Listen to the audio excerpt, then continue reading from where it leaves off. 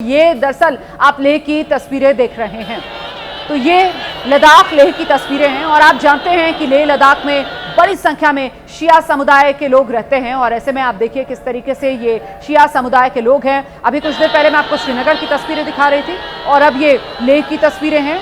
वहाँ शिया लोग जो हैं वो सड़कों पर उतर आए हैं और मातम मनाया जा रहा है। अब देखिए ज्यादातर यहाँ पर सभी लोग काले रंग के कपड़ों में आपको नजर आएंगे। ये सोग का रंग होता है। शिया समुदाय के लोग जब मातम मनाते हैं, सोग मनाते हैं, तो फिर वो काले रंग को प्रेफर करते हैं और ऐसे में यहाँ आप देखिए कैसे काले रंग के कपड़ों में ये जन सैलाब जो उतरा हुआ है। ये लेह लद्दाख की तस्वीरें आपके सामने हैं और यहाँ पर खामनेई का खात्मा अमेरिका और इजराइल ने जो किया है उसको लेकर रोते बिलखते लोग, मातम करते हुए, मजलिसें करते हुए ये तस्वीरें इस समय जम्मू कश्मीर से सामने आई हैं, लेह लद्दाख से सामने आई हैं और हैरानी की बात नहीं होगी अगर देश के कुछ और हिस्सों से भी इस तरीके की तस्वीरें सामने आएंगी जहां शिया समुदाय के लोग सड़कों पर उतरकर मातम मनाते हुए नजर आएंगे। फिलहाल ये पूरा रीजन जो है, मिडिल ईस्ट का रीजन जो है, वहां पर तनाव फिलहाल बढ़ता हुआ नजर आ रहा है। हालांकि दावे चाहे अमेरिका हो चाहे ईरान की तरफ से हो, हर तरफ से यही किए जा रहे हैं कि छोड़ेंगे नहीं, मामले को पूरी तरीके से खत्म कर ही रुकेंगे। लेकिन जरा विशाल पांडे का रुख करते हैं। विशाल, मैं आपसे जानना चाहती हूं कि क्या कुछ बैकडोर डिप्लोमेसी का भी इस्तेमाल किया जा रहा है इस मामले को यहीं पर रोक देने के लिए, क्योंकि अगर मामला आगे बढ़ेगा तो फिर इसके रिपरकशंस पूरी दुनिया को भुगतने पड़ेंगे। विशाल,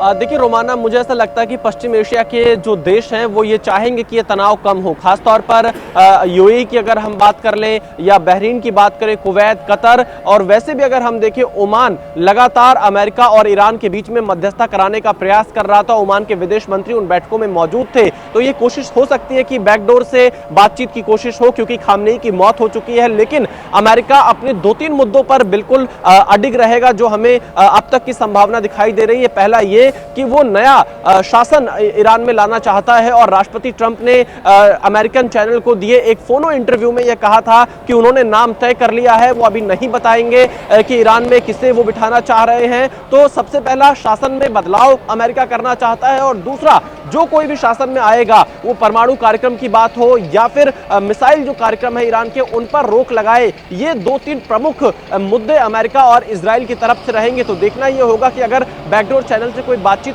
शुरू भी होती है तो क्या इन 3 मुद्दों पर ईरान का जो मौजूदा शासन है वो मानता है या नहीं मानता है, क्योंकि अब तक तो ईरान की तरफ से बड़ी धमकी दी जा रही है। जो सुप्रीम लीडर खामनेई के सलाहकार रहे हैं उनकी तरफ से ये कहा जा रहा है कि अब तक का सबसे बड़ा हमला ईरान की तरफ से अमेरिकन बेस पर और इजराइल पर किया जाएगा, इसका बदला लिया जाएगा, खामनेई की मौत का बदला लिया जाएगा। इस तरह की बातें ईरान की तरफ से अभी कही जा रही हैं। तो ऐसी स्थिति में जो बातचीत का सीधा रास्ता है वो फिलहाल बंद नजर आता है। लेकिन बैकडोर चैनल से पश्चिम एशिया के देश जरूर चाहेंगे कि यह युद्ध रुके, तनाव कम हो, क्योंकि सबसे ज्यादा प्रभावित अगर इससे कोई हो रहा है तो पश्चिम एशिया के देश हो रहे हैं और वहां के नेता जरूर ट्रंप के साथ बातचीत कर रहे होंगे। बीती रात भी डोनाल्ड ट्रंप ने तमाम नेताओं से बातचीत की है पश्चिम एशिया के और इस बात के कयास लगाए जा रहे हैं कि डोनाल्ड ट्रंप अपनी बात पर अभी भी अडिग है। वो पूरी तरह से ईरान में रिजीम चेंज करना चाहते हैं और उन्होंने अपने देखिए, अब मेरे ख्याल से गेम जो है पूरी तरीके से अमेरिका और इजराइल के पाले में नहीं रही है, बल्कि ईरान का भी यहाँ पर अब बहुत बड़ा रोल होने वाला है। और ऐसे में ईरान